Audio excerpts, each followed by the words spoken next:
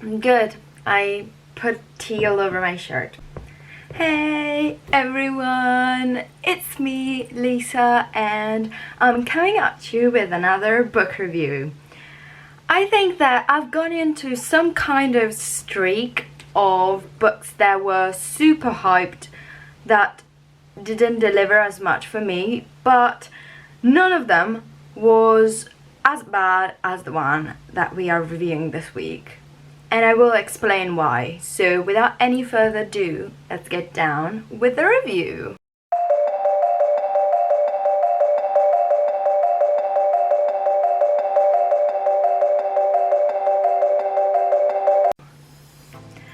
Okay, so let's talk about the book of the week. We are talking about The Love Hypothesis by Ali Hazelwood. This is the audiobook. So I listened to it because on Audible they had a day where you could buy 2 titles for 1 credit, and I chose The Love Hypothesis because I've seen it all over Bookstagram and I was super intrigued. But it didn't deliver what I thought would have been. I didn't have much expectation for the book, but the point is that what came out of the book was extremely cliche and incredibly underwhelming. The whole story revolves around this new PhD student that is going into Stanford, and she goes in there, and the day that she has the interview, she goes into a random bathroom because she's crying because she has put out-of-date lenses inside her eyes, and she is met by this person that claims the bathroom is his, and they have a small discussion and then they never meet again. In the university, as she goes in, there is this massive rumor about a professor being so not good because he delivers harsh reviews and he doesn't make himself liked by the students. And this professor is the professor that she will end up fake dating for a while, because she actually lies to her friend to make sure that the friend is going out with another ex of hers. So this whole jumble to make the friend go out with this other person that is her ex. And okay, the sentiment is pure, I like that, yeah, alright. But what I found extremely not cool is this whole story and pretense for such a small thing, because we have this whole story just made up. And what I didn't like about the main character is how she goes into this loop of lies to keep up everything that she has been saying. Not only in that instance, but for many other instances. She just straight up lies. And this is underwhelming. And I have other complaints about her. But another thing that I didn't like is how incredibly unlikely all of the story sounded.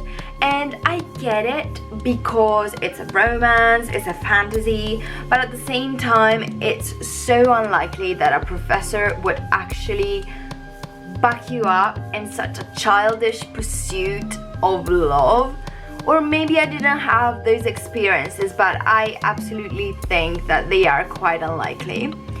And so the whole fact that he actually agrees to do everything just to pretend to be with her, I don't know, for me it was a bit of a stretch. Going on, the 2 characters and the complaints. Him, he was pitch perfect as always.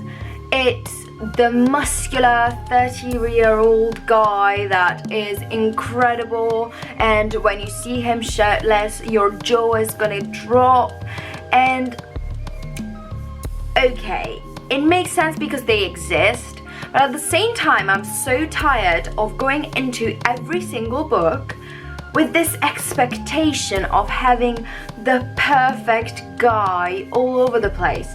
There is this guy that is incredible, there's nothing better than him, and you never could dream of anything more. It's exaggerated, can we say that? Exaggerated. Because also what this ends up being, and I will discuss this scene further, is when the whole sex scene happens, it's so incredible. It's too much, in my opinion. Just too much. But okay, we have this perfect guy. Good. Then we have another thing going on with her. She is a scientist and she's studying to become a scientist. And another thing that obviously is super classic, she's super beautiful and super unaware. She's so smart, but the only thing that she doesn't see is how beautiful she is, obviously. So the whole loop of lies that I talked to you about before is all set in motion by this personal insecurity that she doesn't think she's worth anything and doesn't look anything good and isn't worth any appreciation. And so everything in the story is moved, every lie, by the fact that she's so insecure. And I don't like that, because it's a scientist we are talking about, an intelligent person that is moved by facts. And when it comes to female characters, having female characters that are empowering is such a good move in this day and age. But what ends up happening in the sex scene that I'm gonna discuss now is that she has this insecurity carried out, and so she is so insecure that she is completely unable to move past that. And when the sex scene happens, she ends up being the virgin, and she is super inexperienced, but obviously ends up being great. And the whole sex scene, guess what it's moved by? The super common trope of, oh my god, I forgot my pajamas. Oh, you tell me, really? We weren't expecting any of that, were we?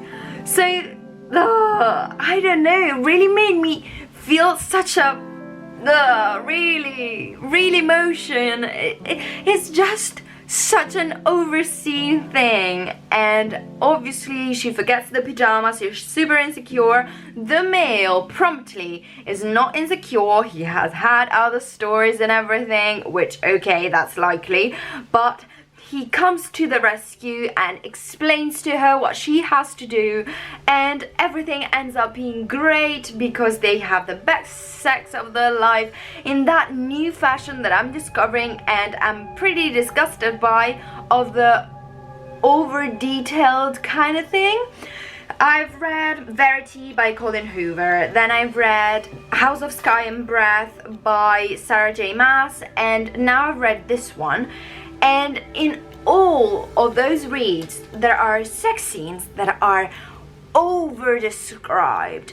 There is attention to everything. What happens is, one, there's always the element of him doing something for her. So she's so insecure, but this is what I feel that an insecure person feels, especially in her first time, because it's embarrassing, something that you've never done from a general standpoint, and she lets him do whatever, and that, I don't know, maybe it's just me, but I felt it was too much. And obviously he has a massive friend down there, and it lasts for ages, and I don't know, it's just, we don't need that much of an amount of detail. It ends up being from a nice book to a porn scene, which I straight up don't need. So that was not it for me. And obviously the end is super corny, super common. They end up together, they end up spending so much time together, they love each other, and everything goes to plan. I was so underwhelmed by this book. I still gave it 3 stars because I had no expectations. No expectations, and it didn't blow my mind. It was nothing really, nothing great, but still maybe I will downgrade it to 2 stars because now that I'm talking about it, I was really underwhelmed by it, and I'm not happy because romance is something that I've learned to love with people like Jane Austen for Pride and Prejudice, where there is a build-up and there is an interesting thing. What I don't like anymore is seeing all of this drawback from your actual feelings based on very stupid misbeliefs. I get that one has to have a misbelief, and in a romance it's hard to make it different, but I'm very tired of seeing that over and over and over and over again. So for me, it's a pass. If you want a very common story where you end up reading about nothing substantial, that is great for you, but I don't suggest it because for me it was a light read that I get nothing from. It was not my thing. And another thing, the final thing that I want to complain about, because these videos ended up being this at this point, is the love hypothesis. We are in this world of scientists that I mentioned before. She's a scientist, and so every chapter starts with a hypothesis based on her personal experiences. So the fact that the character makes this super clever suggestions just to end up having the character delivering her own personality in such a disappointing way doesn't add up. If we have that, we should have had a strong female character, or someone that was a bit less underwhelming. So yeah, not for me. You can complain in the comments all you want about my review, but I'm just tired of these things. Verity was a strong romance because it was so embedded with dark things and had such impressive twists that I didn't complain about sex scenes in that one, because it made sense to who the characters were playing out to be. But then in this one, we have this massive insecurity, and then if you are discussing the whole book from the point of view of the female main character, and then have this massively graphic sex scene, what gives? Whose this point of view is this? Who am I looking at this from? We have super embarrassment at first, and then woo, a porn. No.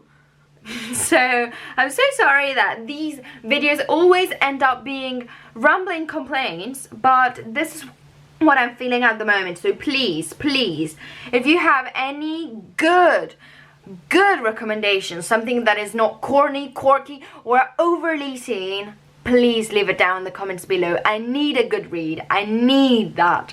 So thank you very much for watching. I hope you had at least a bit of fun watching me ramble about this book, and I love you all, and we'll see you all in the next one. Bye guys.